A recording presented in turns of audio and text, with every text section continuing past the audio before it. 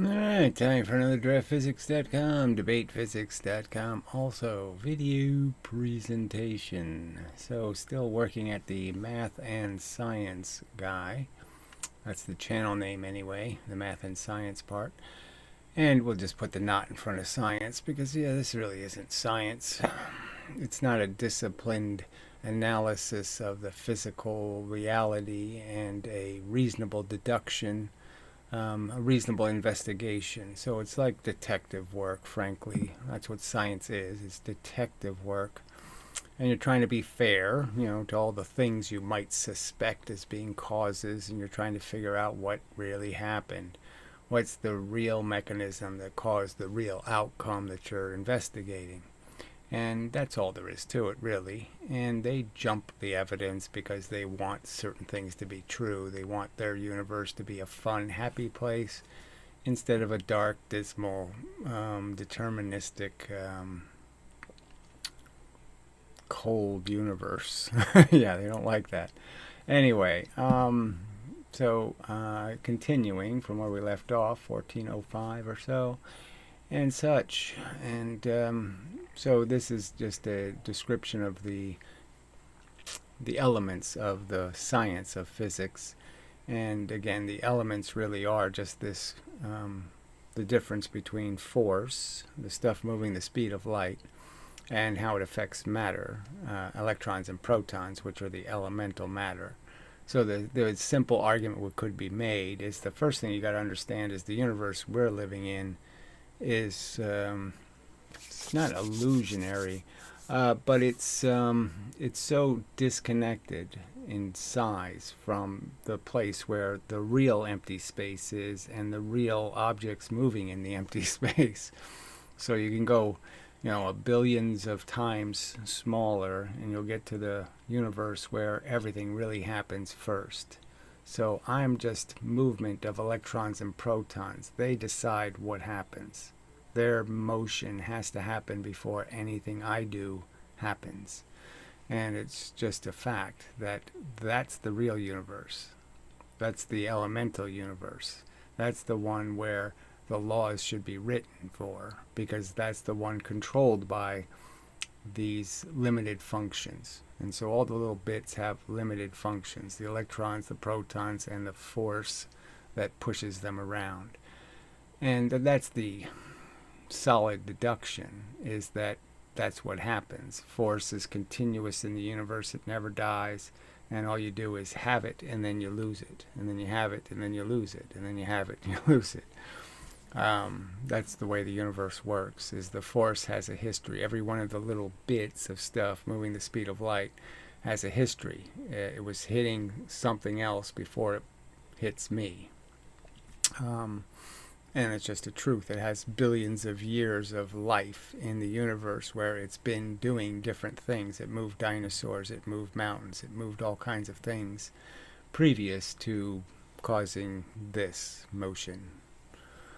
Yep. That's the way it really works. Anyway, that's just a little bit of context. So the whole point, really, of these videos is to point out that their foundations of understanding the energy and matter is completely wrong. And one of the most obvious forces of gravity, they've gotten completely wrong. There's no bent geodesic. There's no fake, phony, bent something that's not a something. It just doesn't make any sense. We bent nothing, and the bent nothing causes something to happen. It gives things energy, causes things to move without some mover.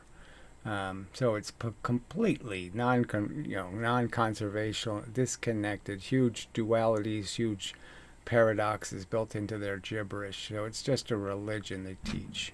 It's not about how the universe works. It's about how their brain, has perverted a simple diagnosis. They've diagnosed the situation incorrectly.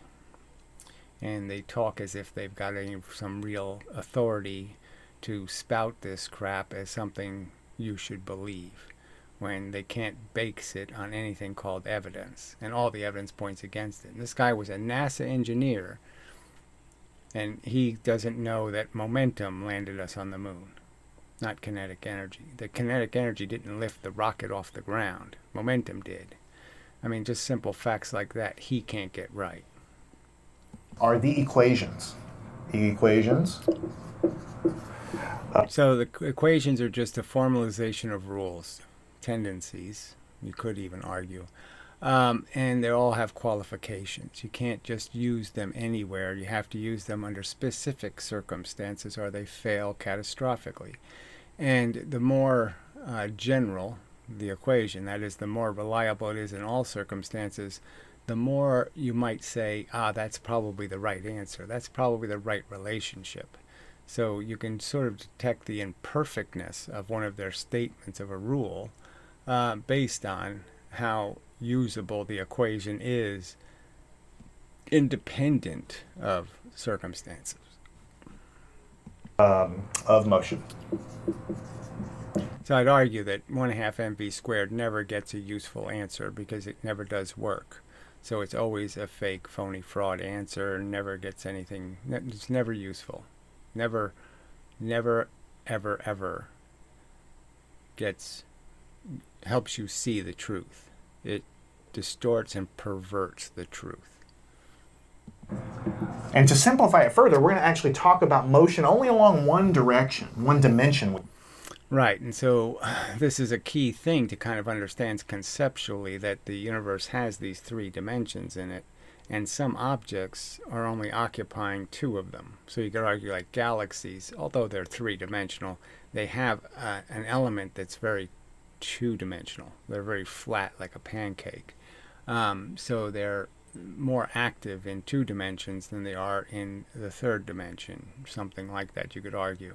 And I'd say the same thing is true for atoms and how they're composed, and snowflakes and whatnot. Lots of things show this fact that the things in the universe, not all of them are 3-dimensional objects. And so you could argue that a photon, the elements of a photon, are clearly just 1-dimensional objects, and you can't force them to be in 2 dimensions.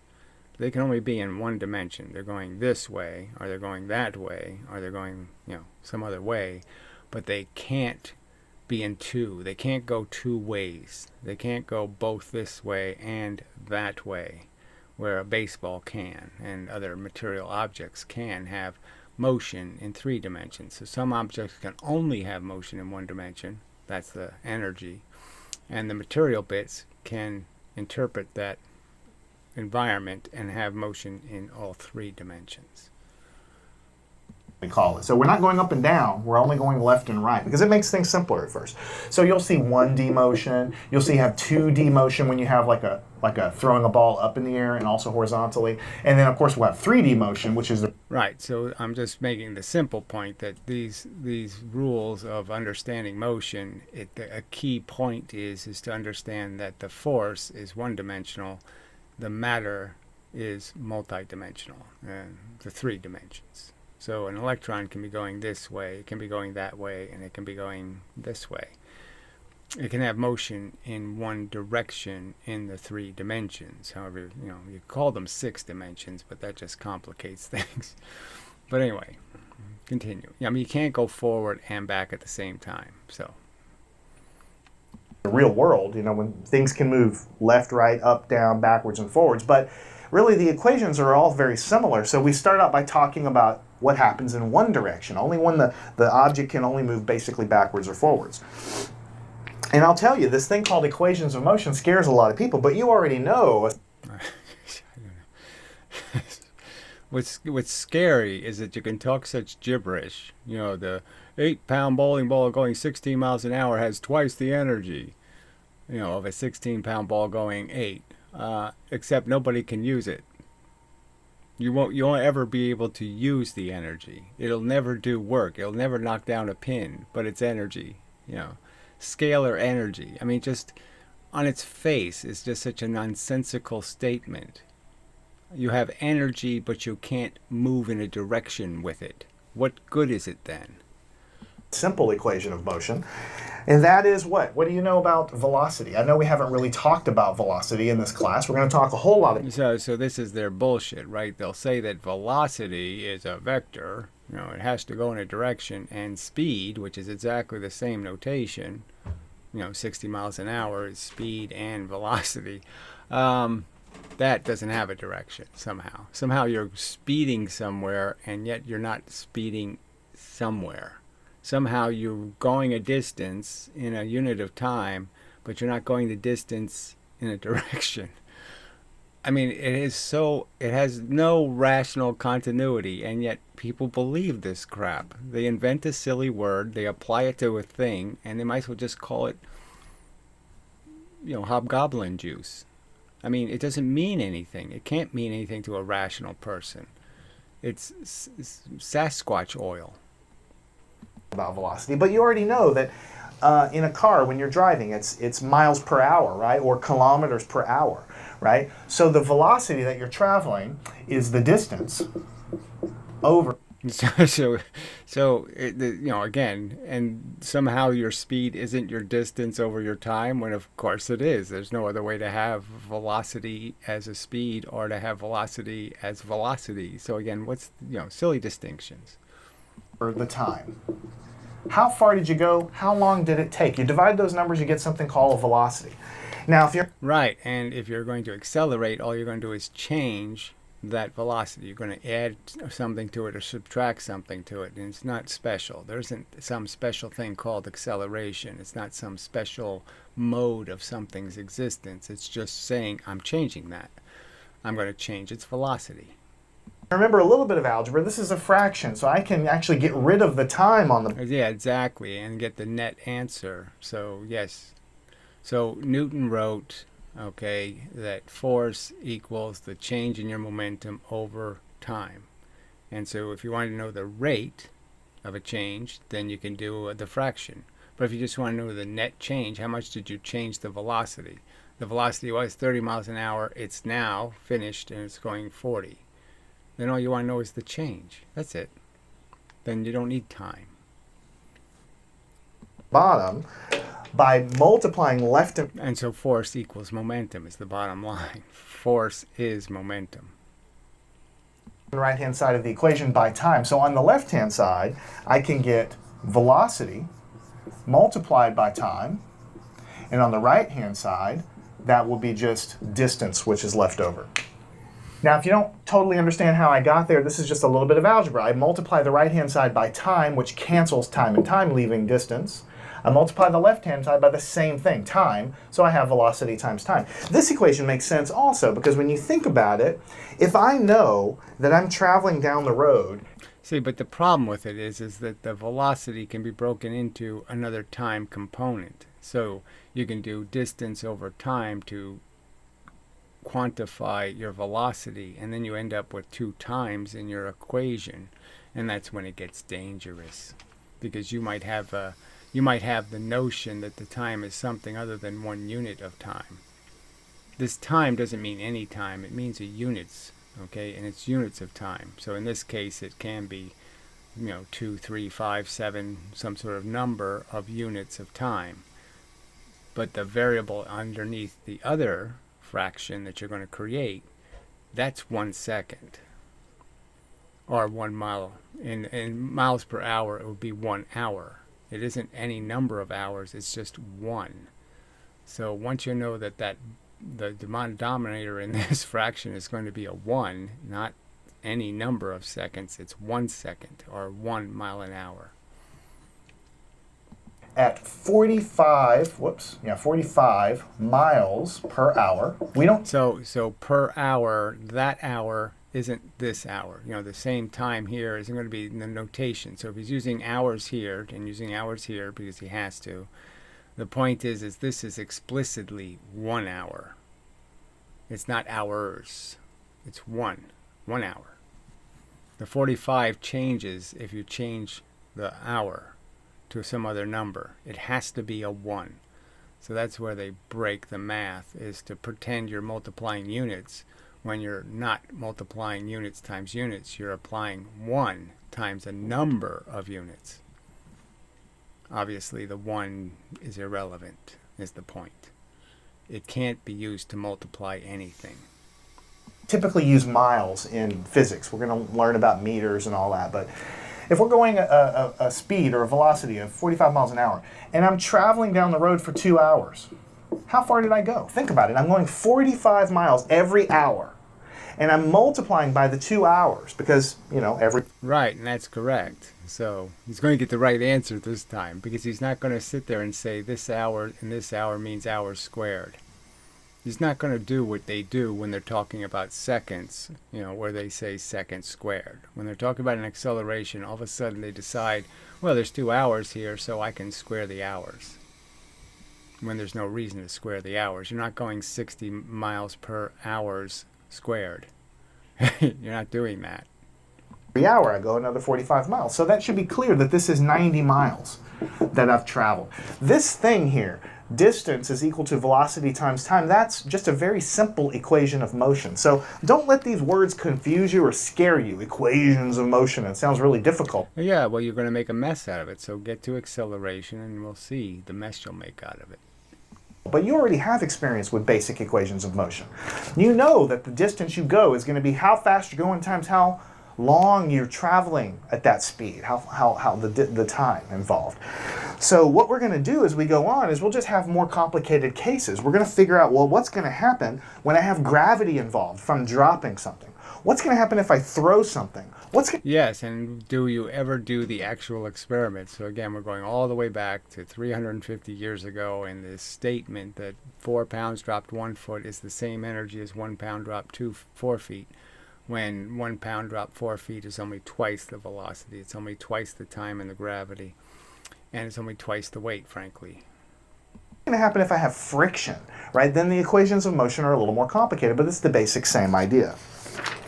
Well, it's not the same idea in the sense that obviously in the rolling ball example, where you're using friction to absorb the energy, the friction is very uneven based on the velocity. So the higher the velocity, the lower the friction.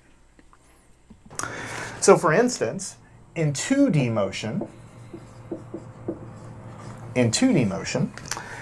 so now we're just going to get into the plus and minus idea that somehow there's unmotion or anti-motion, and that somehow you can destroy motion in the universe when, no, the whole point of Descartes and other people's statements is that it appears that this stuff is undestroyable, that it's conserved in the universe, that there is no place energy dies.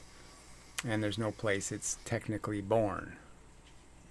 I might actually throw something like a baseball or something. I might throw something up here at like 39 meters per second. So I'm using the same thing. It's a velocity, but it's meters instead of miles, meters per second. So you all know that if I take a ball and I throw it at an angle, right? So let's say I'm throwing it at some angle here. I'm going to call that angle theta. That's just So we don't need the angle because all you need is the triangle. So once you know this hypotenuse's distance, you know the distance of the sides, and so the equation becomes kind of easy in the sense that you know there's a component of force that's down from gravity, and there's going to be a component of your velocity this way.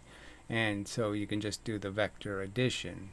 They're using theta, and then they'll use cosines of the angle, which is really just assigning one of the sides. And I'm just saying, well, frankly, I think it's the more complicated way of doing it. A variable that's talking about the angle. The less explicit way of doing it. Angle, or I can just take out the variable itself and just say, well, I'm tossing it at 25 degrees from the ground, right? What's this thing going to do? I mean, you all know that if I do that, it's going to continue up, it's going to hit some maximum, and then it's going to come down, and it's going to hit the ground again. So the question is, if I throw a ball at 39 meters per second at a certain angle, what do I want to know? Typically, I want to know how high did it go? That's what I want to know. How high did it go? And I want to know generally how far did it go? And I'm not going to write it on the board, but I also probably want to know how... So all you really have to do is take its initial condition, that angle, recognize that it's a triangle, okay, and then just figure out, well, what's the up component? That'll tell you how high you're going to travel against gravity. And, so that'll give you your peak height. And then the amount of time it's going to take for it to travel this way before that pulls it into the ground will be another simple equation. How long was it in the air? So that's called projectile motion or 2D motion, and it's just going to be basically an equation of equations of motion applied to that situation. right? Now what we're going to actually do to solve these kinds of problems is we're going to take this 39 meters per second. I'm going to blow it up for you down here. If I throw something at an angle of 39 meters per second, right? And I'm throwing it at some angle relative to the ground, 25 degrees, let's say right here. It actually is kind of complicated to deal with 39 meters per second at an angle, right, all at once. So what we typically do is we actually break the 39 meters per second at that angle. We break it up into two parts. We break it up into how fast is it going horizontally, right, the horizontal part of the motion, and how fast is it going up and down, the vertical part of the motion. So I might have, as a result of this, I might have a vertical part. See, it kind of comes over to where the tip of the arrow is. So this is going to be a vertical part of that motion, and this is going to be a horizontal part of the motion. So what I'll do is I'll apply the equations of motion, which we'll learn later, to the up and down motion by itself, and then to the horizontal motion by itself, because anytime you throw anything, if you throw it... It's sort of the interesting part of physics that, I don't have a great statement regarding, is the fact that you can imagine everything moving in one direction to be moving in more than the one direction, to have two components to that motion. And in some cases it'll be true, and in some cases it won't. It's actually, this is the only dimension it's moving in. It really doesn't have any motion in any other dimension. So that's the tricky part, is that two things will look exactly the same. One thing with the longer line, the longer hypotenuse vector, will look, from our perspective, without having the X-ray vision necessary to see its actual condition, we can't actually tell what the components would be, and whether it has components at all. Steep, if you throw it shallow, you can always break the motion into horizontal motion and vertical motion. So it's easier to solve these problems by solving the horizontal part separate from the vertical part. It apparently doesn't matter, so you don't just hurt anything by assuming it's not a one-dimensional object moving in one dimension, and assuming it is a two-dimensional or three-dimensional object moving in those different vectors. So we're going to learn about... But obviously adding the third dimension is where it really starts to get complicated, because then you're doing a more complicated cubed Pythagorean experiment. that. And this concept here, splitting it up like that, that's called a vector. And we're going to learn about vectors in great detail, because they're going to be one of the big tools that we use in our tool bag to solve problems. Except their notion of vectors is that somehow vectors can cancel, and vectors can't cancel. They don't cancel in reality. You can push on something and have an apparent circumstance where there's no motion. I can push on this little thing from both sides, and it appears like the motions are canceling, but they're really not. The object is getting hot. There's lots of stuff still happening. So there's lots of this going on. And that's what's happening in the center of the Earth. Is the force is coming from all directions in the universe, and the forces meet matter inside of the Earth. And those pieces of matter can't destroy the energy, so they have to just keep jiggling the matter. And that's what's melting the Earth.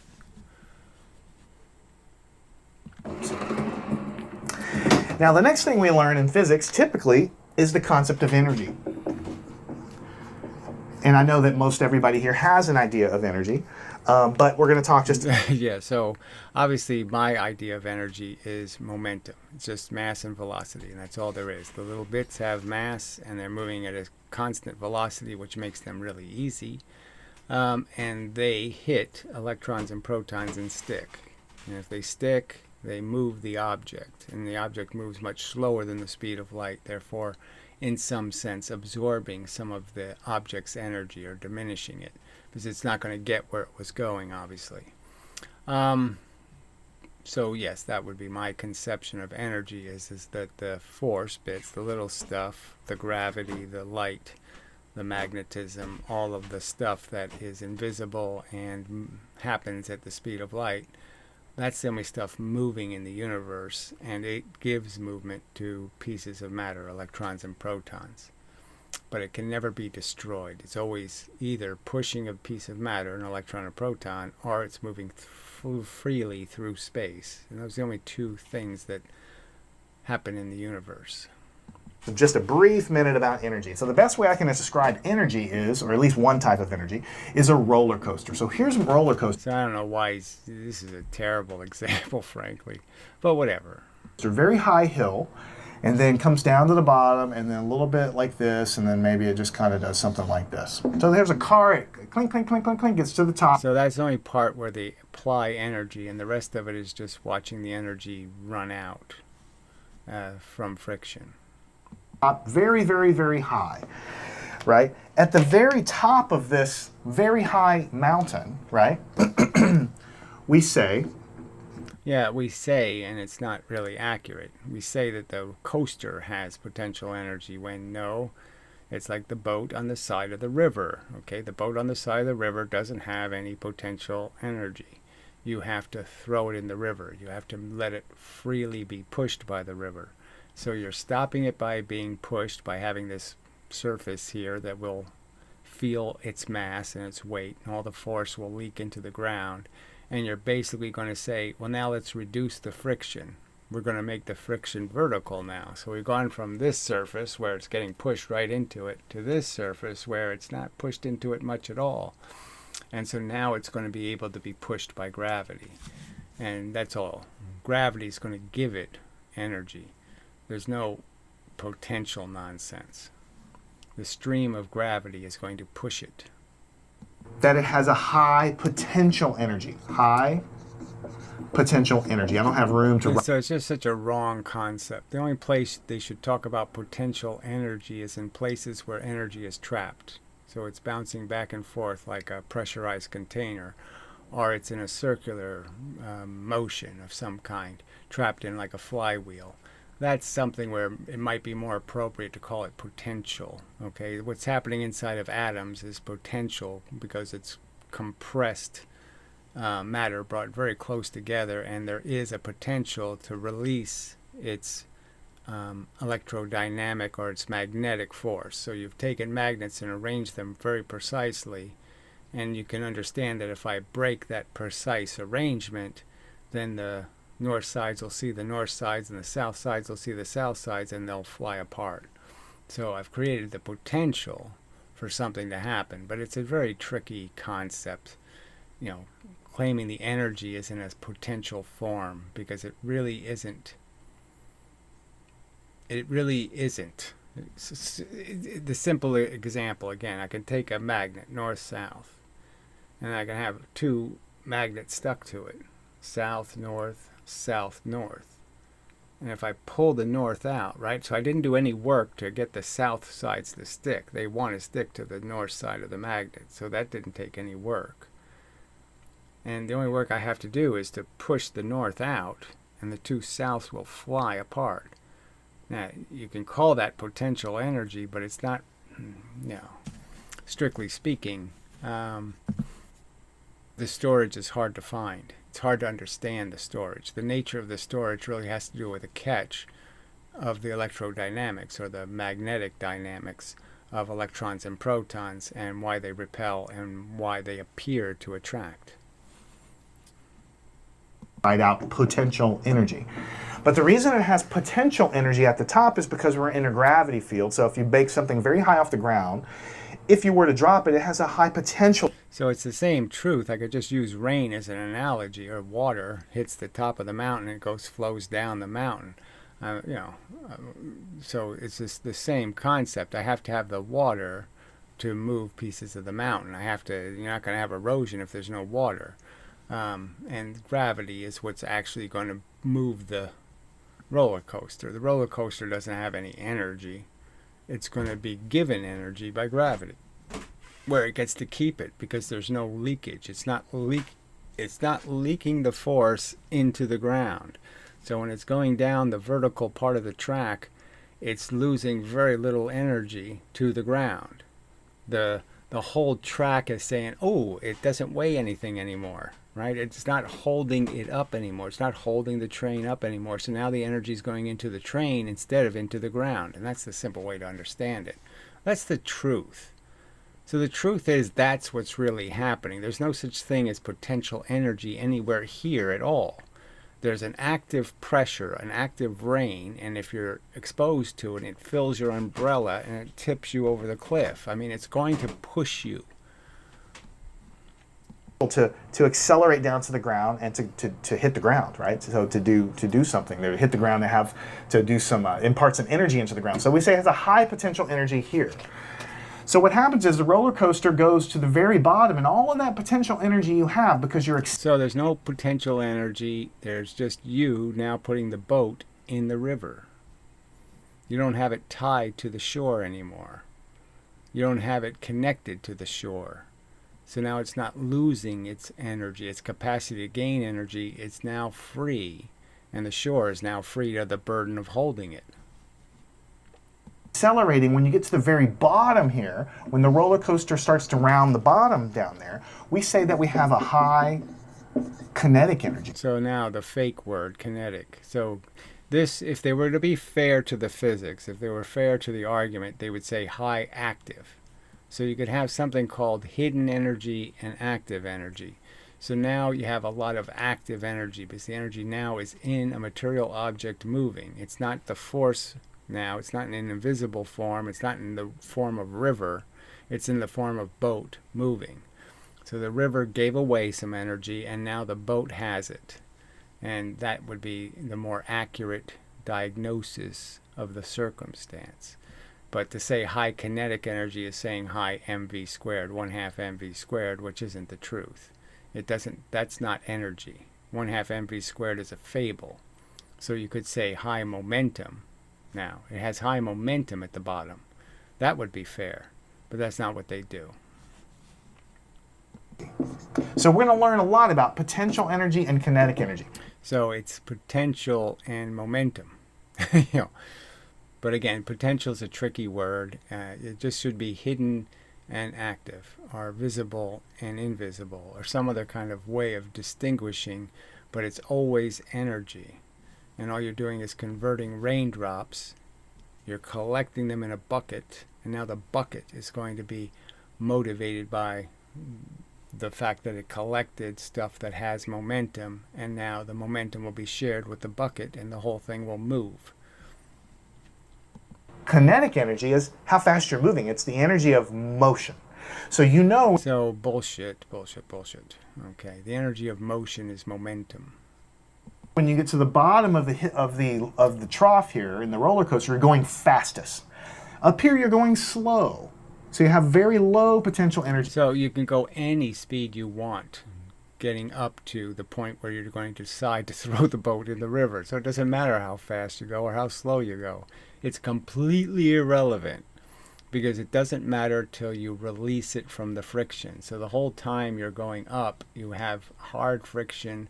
The entire roller coaster feels the entire weight because all the weight's going to be on a pulley here. You're pulling this up, and all of the weight is going to be on this track. It has to absorb all of the weight. So the whole trip up, it's all of the weight of the train. So obviously the quicker you lift it, the less gravity you'll have to overcome. You lift it really slowly, you're going to have to burn a lot more energy. So the quicker they lift it, the less energy they're going to have to use. There's an efficiency to going fast through gravity, opposing gravity. Here, high potential energy here, and it's all converted into kinetic energy. And then here, over at this part, what do you have? Well, you have medium potential energy because you are a little higher off the ground, but not as high as here. So again, it's not about how high you are in the ground. It's about how much energy you have left, and that's all that decided in a lot of ways. But your velocity is still going to be, so you had zero velocity up here before you dropped it. You're going to have a real velocity here, okay, because you're only taking some of the energy out. You're not taking all of the energy out. So you're still going to have more energy when you end up on the flat line. You're still going to have something left.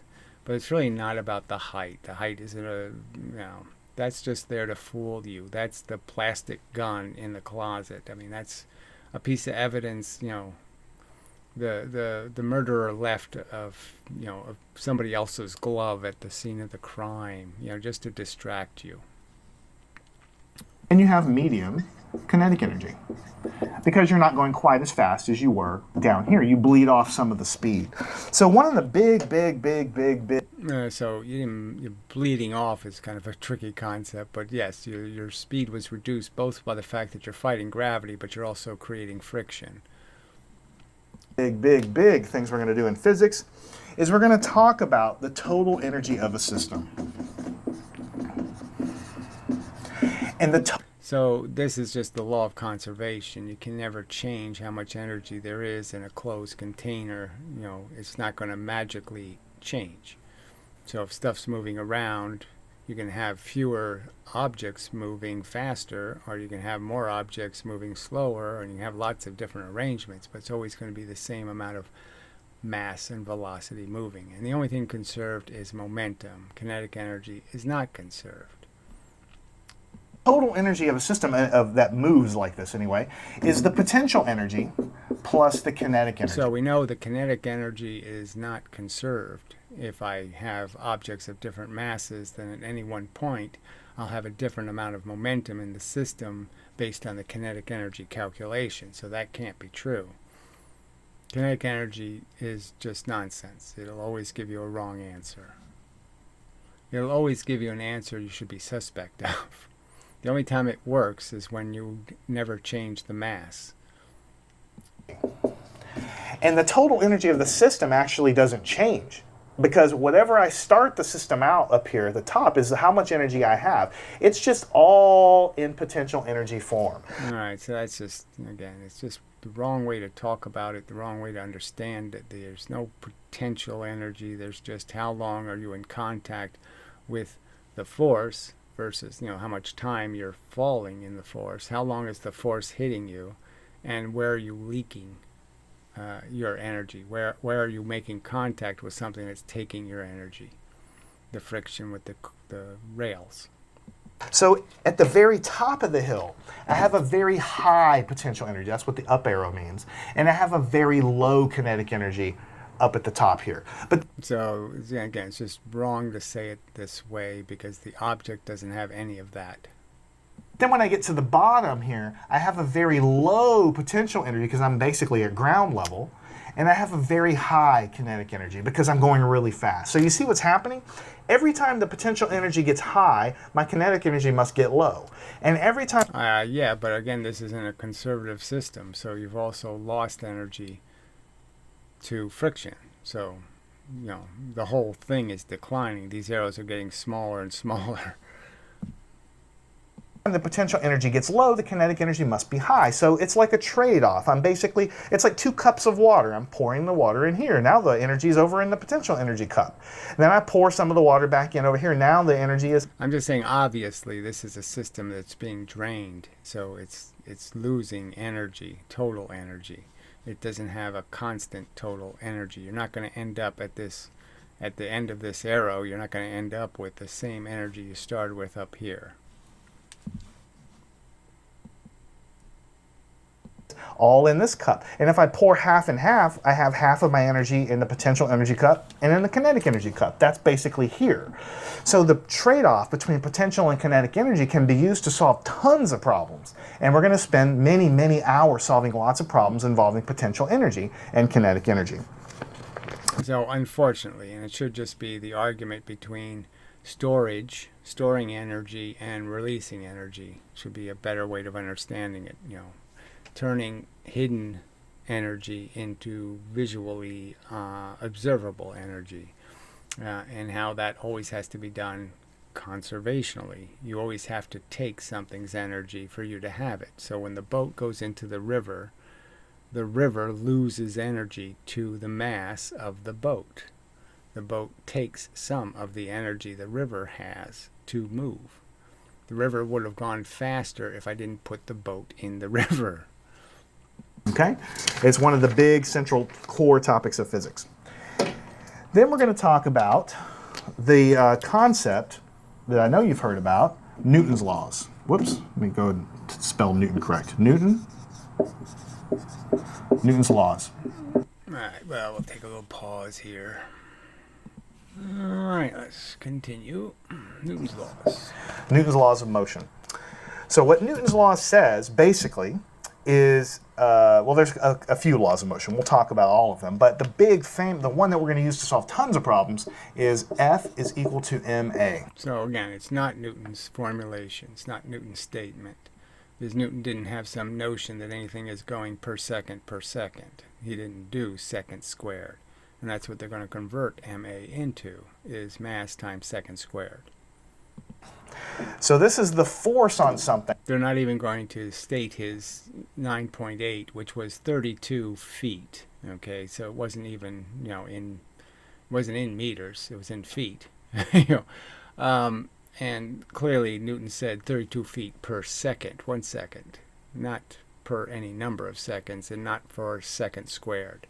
So every time they say 9.8 meters per second squared, it's a lie. It isn't Newton.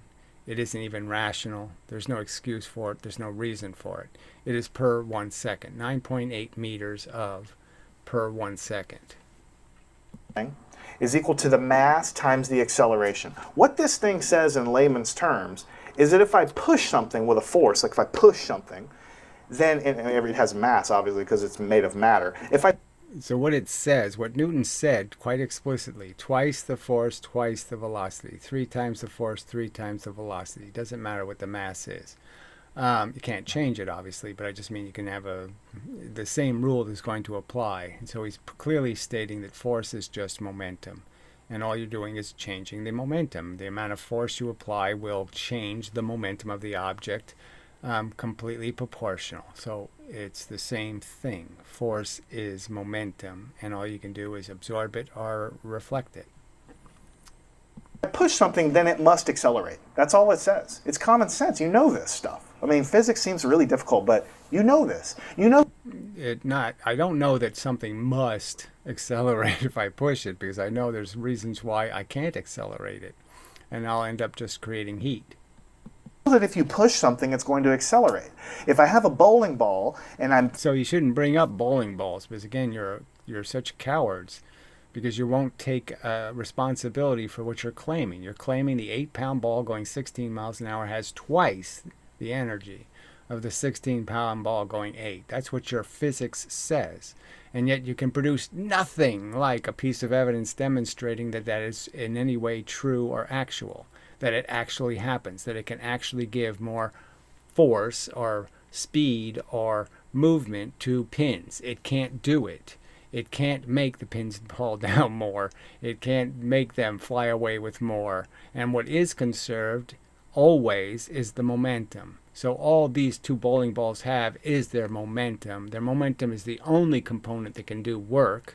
And you're just keep promoting this nonsense fable that there's some sort of other energy that somehow has relevance, that somehow kinetic energy has relevance. It has no relevance.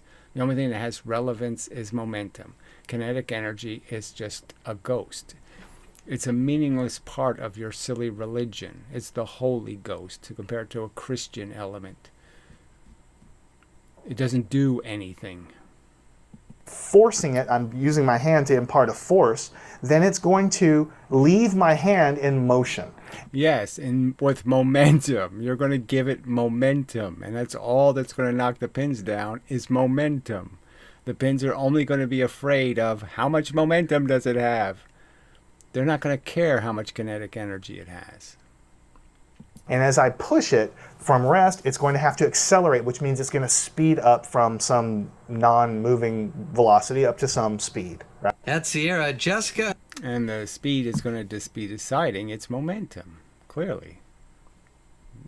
That's it. All right, so we're back. So this F equals ma is going to be used to solve a great many problems.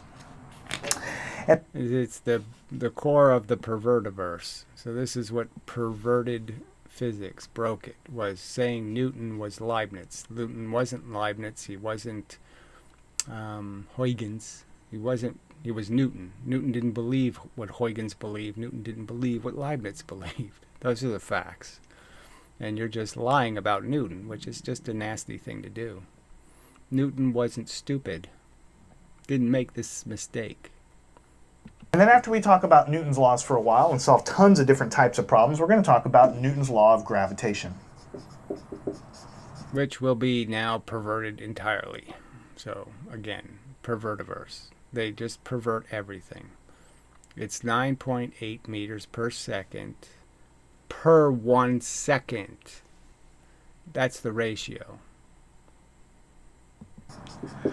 Which is a really big deal, obviously, because we live on Earth and there's gravity here. What does this mean, though? If we have a planet, we're going to call it Earth, and we have a moon here, we call... So this one, I would sit there and argue that this is the part where I don't think... I mean, obviously this would have use for people to do it this way. So I'm not saying Newton was wrong to formalize it this way, but the more important formula is, what does each object create? The moon doesn't need to exist for the Earth to have gravity, and this formulation implies that somehow the other object has to exist for the gravity to exist, and it has nothing to do with it. Gravity is always on. Just like the sun burns, whether there's an Earth to receive the photons or not, the photons are still going to be produced and they're going to fly through the universe. So this formulation, in my opinion, falls a little short of giving insight to the fact that the gravity really is, this thing creates gravity, this thing creates gravity. And yes, you can say, well, what's the combined amount of attraction that's going to be created by both of them having this force? But the more important thing to understand is the Earth's gravity is its own and the moon's is its own, okay? And they're two separate, if you want to use Einstein's terminology, they're two separate dents in the fabric. M. So the Earth has some mass, we call it M1, and the moon has some mass and we call it M2. What Newton figured out is there's a force that exists between... So there's not a force, there's obviously two things that have created imbalance in the space, in the sense that they are consuming, they're shadowing the space. So you can argue that the light's shining from both obstacles. The only place there can be a shadow between those two objects are on each other. That's the shadow being created by each one. And so the Earth is creating a shadow in all directions. You can't see something because this is in the way, right? So no matter where I put the hand, it's always going to be blocking something's view. And that's what matter does. It absorbs energy for a period of time, okay? And so for that present, in this very present moment, you don't see the energy. The energy will show up after a second passes. This will radiate something that's the same amount of energy, but it's delayed going through the Earth. That's the thing to understand. And it's delayed in all directions. Between any two pieces of matter. It exists between you and your pencil. So it doesn't exist between things. You are always consuming. The vacuum cleaner is always on. You're always sucking. Okay, if you want to think of it that way. The force is always converging into your core. Right now, gravity is actually heating the center of you, is getting heated. All right, it's tiny and fractional, but I mean, it's really happening because there is, from the top and from the bottom, the force has to be balanced.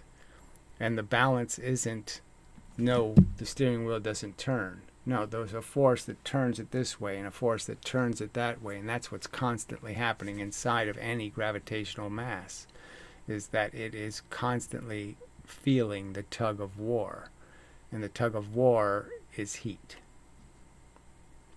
It exists between a lamp and television. It exists between the Earth and the moon. Any two pieces of matter pull on each other with some force of gravity. All right, so there's no pulling. It's just about the absence of the push. So you've absorbed you've slowed the energy down, okay? And so the energy that should have gotten to you now is going to get to you a little later. And so it's too late. It shows up after you've already moved. And that force, if the distance between these two things we call r, that force of gravity is equal to some number. So the r part is true for each individual object, has its own spherical radiation. And so, yes, you can combine them, but I'm just saying that's the key factor is that each object, like little suns, so if you thought about a divergence, like the sunlight coming off the sun, is doing exactly what bent space does in reverse. So it's exactly the same exact mechanics. It's following the same exact pattern, except instead of being a convergence, it's a divergence. But in every other respect, it's exactly like bent space. So why for gravity are we using this stupid bent space model when you have the example of the sun, which is telling you now the rational model is that there's real force going into the earth, there's real energy, heat, and that the earth is stuck with these competing forces combining in its core, and it has to do something with it. It can't make that energy disappear. It has to do something with it, and it forces it to now leave the earth, and it's harder to get it through because it's got to bang into a lot of matter and move it to get out of the earth. G, which we'll talk about, is called the gravitational constant. Time mass 1 times mass 2, so we're multiplying all the masses together times G. So the gravitational constant is just the essential part to fit your units, but I mean it's basically just telling you that no matter how big or small the ratios are of objects, this number will convert it into kilograms and meters. This number. And on the bottom, it's the distance between them, but squared. So you might hear this called the inverse square law or something like this. So yeah, really kind of important. It's everywhere. The idea of it, charges obey it. Okay, so it's all over the place. That the fact is that these things are kind of telling you that they're spherical. They're not point particles, they're spherical particles. If the Earth's mass gets bigger, m1, then the force is bigger. If the moon's mass gets bigger, the force is bigger. I suppose it can be understood as point in the sense that the only place that's the action's really happening. See, it's not really true to say it's the only place it's only happening.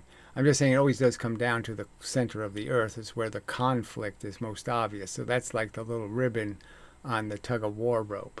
I mean, it's the place where the action's really the most intense, but there's still action in all the rest of the rope.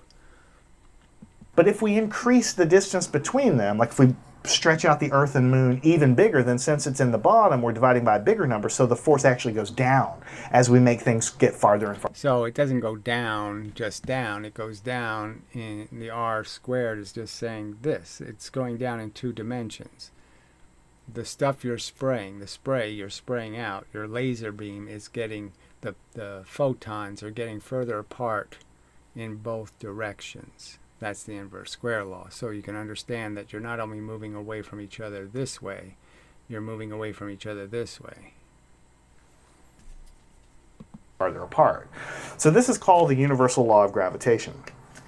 Now we actually know now that Einstein, a couple hundred years later, released and invented his theory of gravitation. Which is not a theory of gravitation in the sense there's no mechanism, just some statement about how there's a bent geodesic magically out there somehow causing what looks like a convergence but isn't a convergence. And Leonard Susskind will call it an anti-convergence for some reason, which is just pretty funny. No, an anti-divergence. So instead of calling it a convergence, he calls it an anti-divergence. Why? Who knows? But yeah, I mean, we already have all the clues, and you're saying that Einstein came along and gave us a great answer when it's a non-answer, and it completely breaks, in my opinion, conservation of momentum. Any idiot could figure that out, right? I mean, I'm close to. And I'm saying it took me, okay, I've been started this 20 years ago, this argument about how the physics is nonsense. And it's taken me until a couple of months ago to realize that obviously gravity is creating momentum. It's making things move. The bent geodesic is causing motion in objects, and the motion is energy that has to be conserved. You have to explain where it goes. So it would be free energy in the universe. Gravity's creating free energy because it's creating a bunch of motion. It's initiating motion, giving things momentum. And you have to explain where all that momentum goes. And there's no mechanism. Physics doesn't have any mechanism to take that energy and you dissipate it into little pieces of heat and electrons and protons jiggling, and how you get that to turn back into bent space. How do you get it back to create conservation? There's no conservation. So it's so obvious that bent space isn't a conservational theory, and and here I am, So I'm saying it's ridiculously obvious. I mean, I didn't see it for 20 years. So I understand why you, devotees, couldn't see it. But I mean, it's just an obvious flaw in Einstein's theory. I don't know why nobody ever brought it up. Nobody brought up the point that gravity causes things to get hot. No one even figured that part out, that all that pressure is pushing on the center and pressure creates heat. Nobody could figure any of this out. And that you have to account for all the free energy you just made in the universe. You made a ton of free heat. Well, how does it get back into bent space? I mean, it's so obviously stupid and paradoxical, and here you have to argue it. I just don't know why that didn't occur to all these people who analyzed, they spent their life at NASA dealing with gravity, and they don't even have that understanding that gravity causes things to have momentum, and you have to account for where that energy goes. Where does it end up? How does it get back into bent space? And his theory of gravitation is actually more correct than this one. So it's not more correct. It just deals with a silly little 4 feet of extra distance Mercury travels. A tiny little defect in the object closest to the sun. So obviously any defect in the gravity of the sun, that is any solid or any lumpy parts in the sun, could account for the precession of Mercury. You don't need to bend space and time to account for it. But still, this is a really good starting point to understand gravity, and we're going to solve lots of problems using Newton's form of gravity because it's a whole lot simpler than Einstein's theory of gravity, which is beyond the scope of. So Newton didn't have a mechanism, but he looked at a lot of different mechanisms. He did think of particle gravities, different kinds of gravity, so it was a subject of interest to him, and he basically posed the statement, well, it's not magic. So you'd have to be an idiot to say it just magically happened. So there must be something that's causing it. We just haven't found the right explanation. And if Newton could know that electrons and protons are dragged to a halt, that is, I can't shoot them to the moon. I can give them momentum and they won't go where I shoot them. Even in a vacuum, they won't make it. Well, that gives you a clue, okay, that maybe things that do cause drag might not be a catastrophic failure for a theory, because it appears that the most elemental bits in the universe are in fact dragged to a halt. This class. But just keep in mind that, this was accepted fact for 250 years or so. And it's still solid as a fact, that there's no defect in it that could possibly mean anything to anybody being fair. Okay. And now we know that it's not quite right in some. It's not. It's perfectly right, perfectly complete. And the only thing we have is an incomplete understanding of exactly how perfectly consistent the sun's behavior is. In some instances. And we know it's not very consistent. We know it has sunspot cycles. We know it has issues. And the simple truth is one of those issues could be the cause of Mercury's tiny erratic behavior. In the early 1900s, Einstein published a theory which totally reinvented how we look at gravity completely. Yeah, and you paid no attention to it and put silly squared on it for no good reason. It's not 9.8 meters per second squared. It's 9.8 meters per second, 1 second. You might ask yourself, 9.8 meters per second per 1 second. If I push on something, it's going to accelerate. Then if there's a force between the Earth and the Moon here, shouldn't the Moon come crashing in to the Earth? Shouldn't it come crashing into the Earth? Well, of course. So this is the part where you're saying, I wonder who he makes these videos for, because obviously people know the Moon has a velocity. okay, that prevents it from crashing. But it would crash if it didn't have that tangential velocity. Then yes, it would be in big trouble and would crash right into the Earth. Of course it should, absolutely. And that's the famous thing, Newton sitting under the tree and watching the apple fall and having, who knows if it's true or not, that's the story, right? He realized that the Earth is pulling on the apple and the apple falls down. He realized maybe the Earth is pulling on the moon. It seems to me that it's reasonable to say that he just did it with any object. He could just notice that any object falls, and that the thought experiment that he also did was the thought experiment of saying, well, what if I gave a cannonball enough velocity? What would happen?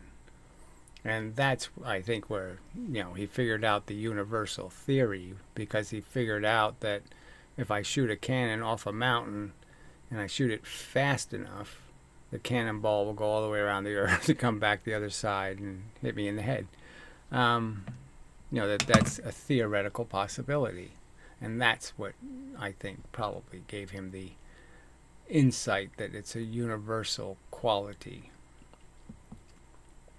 Moon with the same force. Well, then why is the moon not crashing down like the apple? That's the real question. But he thought, well, maybe it's possible that gravity is extending all the way to the moon and pulling on that. And the answer to the question is, it is pulling on the moon. And if the moon were not moving, it would crash into the Earth. However, the moon is actually moving. It's moving sideways with some very high velocity v. So it's going round and round and round. It is being pulled in, but it's going so fast in the horizontal direction, for lack of a better word, that's called the tangential direction. Well, it's going a lot slower than the cannonball would have to go. So, but yes. Well, I mean, it's more distance. No, so that's true. The cannonball does this much of an arc. The moon would have to do a lot larger arc. So yes, it's got to go much faster. Sorry. The actual velocity is much faster. That it never really hits the ground. And you say, how is that possible? Well, I have a little prop here. It's not a great prop, but it's a little prop. So this is like the moon here on the end of my little wire. Well, if I take this guy and start spinning it around, what happens? So it's a pretty poor example, just because obviously there's all this, you're completely controlling it through the force you're applying, through the fact that the rope won't allow it to go further. So there's not a huge correlation between what you're actually doing. There's just the fact that once you've given the object velocity, all of the torque will go right through the string into your hand, and your hand doesn't really have to do anything. I mean, if it wasn't for air resistance, you could start it spinning and it would just keep spinning. What happens here? Well, you see it's going round and round and round and round, just like the moon is. But what am I doing with my hand in the center? Look carefully. I'm actually pulling on this thing. So what I do is, when you start it off, you have to start swinging it, right? Like I'm swinging it, and then I get it to go around once.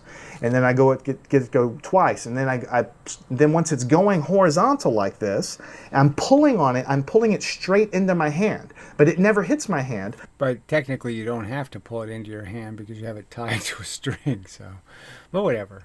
So if there was no friction, you wouldn't need to keep pulling.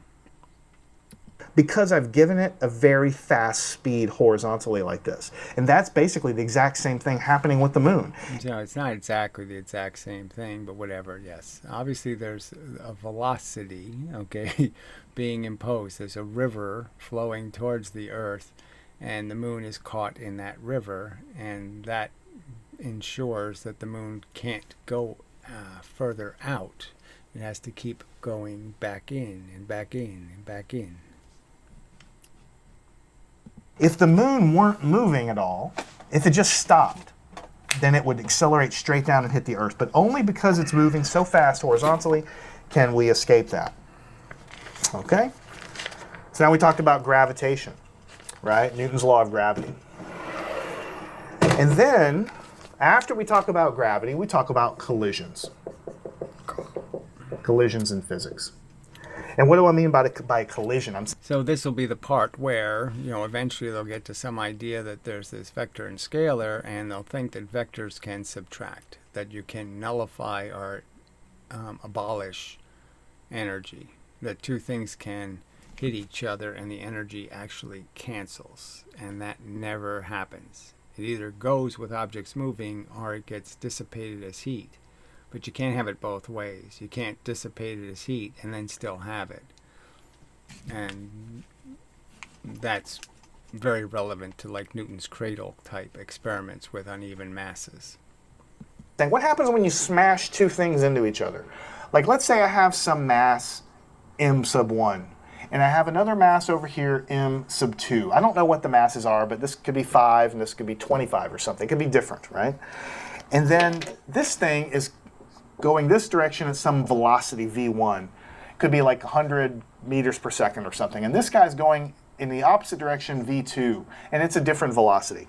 So different masses and different velocities, they smash into each other. Well, what's going to happen when they bounce off?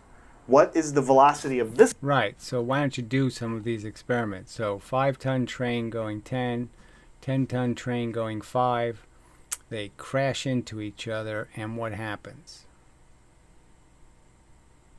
Yeah. Or they're going away from each other. Let's just make it even easier, the tug of war. And there's a rope sitting here coiled up, and the rope runs out. And now you have a 10-ton train going this way that you're going to stop with the force applied by the 5-ton train going 10, going the opposite direction. What's going to happen? Is momentum going to be proven to be energy, or is kinetic energy going to be proven to be energy? And the simple truth is that momentum will be proven to be the only energy that really exists, and that kinetic energy is a fable. So, you know, NASA scientists, do thy experiment, okay? It's just so bad that in 350 years they haven't been able to do this experiment, an experiment this simple. And it'd be so charming in the space station, you know, to just have a spring and it pushes the two things apart. We already know that the spring is going to give equal momentums to the two sides. So the twice as heavy thing will go 1/2 the velocity. And then just have a little string floating in the space, and the two things will fly apart, and the string will go tight, and then the two things will do this. But what won't happen is the thing with twice as much kinetic energy won't win, proving the kinetic energy is a fable. Guy going to be when it bounces off? What's the velocity of the other one going to be? And which direction are they going to go? And what if I don't smash them head on? What if I smash them at an angle so that they fly off at an angle? You know, like. So he's just going to do the cosine thing here. So this is just the Pythagorean thing again. One has a component this way and that has a component that way, blah, blah, blah. Billiards or pool table.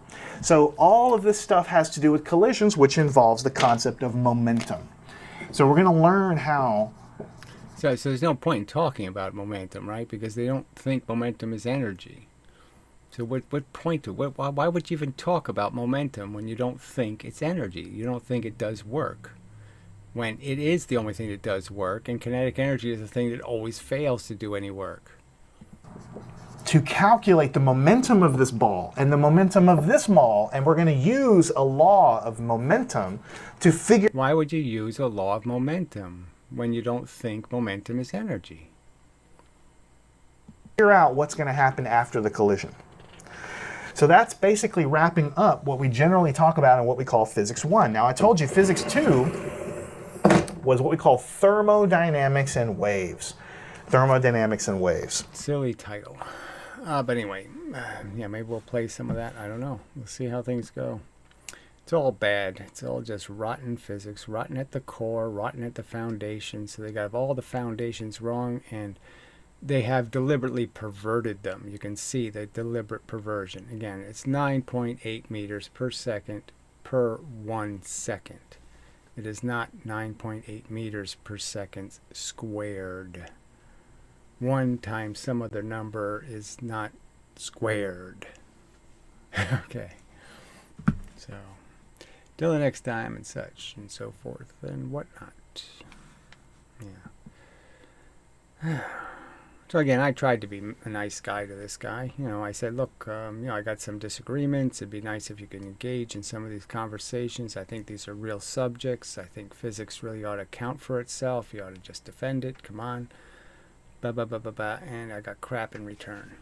So they won't deal with the subject. They're going to just keep being liars and propagandists. So I should be able to call them what they are, liars and propagandists, because they are cowardly scum and they won't respond to legitimate criticism. And it's quite legitimate. To say you haven't done simple experiments is a legitimate accusation.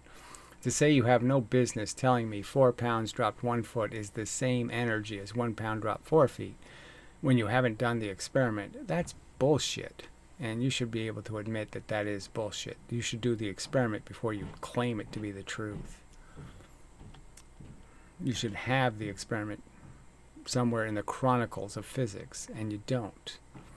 Just like you should have all these car crashes and where you show us 5 times the velocity doing 25 times the damage. You should be able to show me that. You shouldn't just talk this crap. You should show this crap.